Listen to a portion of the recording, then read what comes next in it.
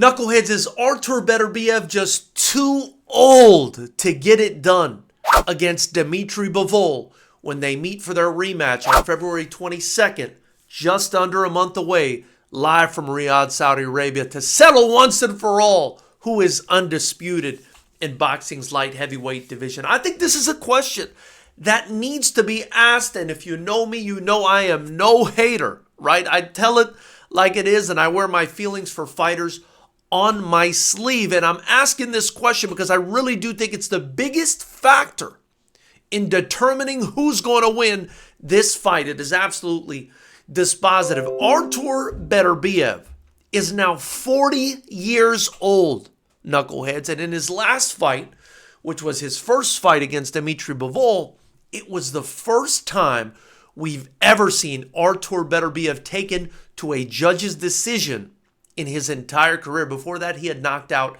every single person that has ever competed against him. And that's part of the reason I love Artur Beterbiev, right? That's part of the reason I'm a huge fan of this guy. I mean, he speaks quietly, but he fights really loudly. He knocks people out. He's brutal. He's vicious, but he's the strong, silent type and quiet behind the scenes. And just an impressive guy overall that really resonates despite not talking so much trash. But at 40 years old, knuckleheads, going into a rematch against the other best guy, Dmitry Bivol, that's just 34 years old, knuckleheads. We're talking about a 6-year difference here, right?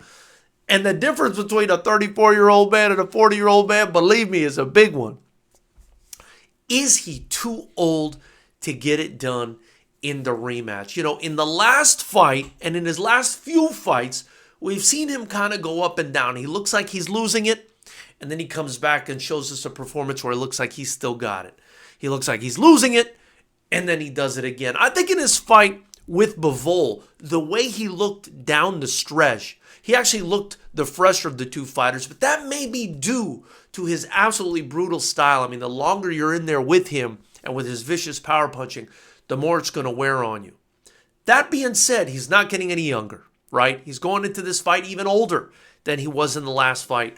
And I think age is going to be dispositive in this fight. I think Bivol's chances of winning this fight are going to be higher the further along that this fight gets pushed back. And I'm not saying it's been pushed back, but the further along we have this fight in time, the more it's going to be advantageous for the 34-year-old Dmitry Bivol. Just something I was thinking about, because as much as I love Artur Beterbiev, just like I've indicated in the past that asking Terrence Crawford to step up 2 weight classes again, even higher than he was already at, and taking on Canelo, may be asking a bit much from Bud Crawford.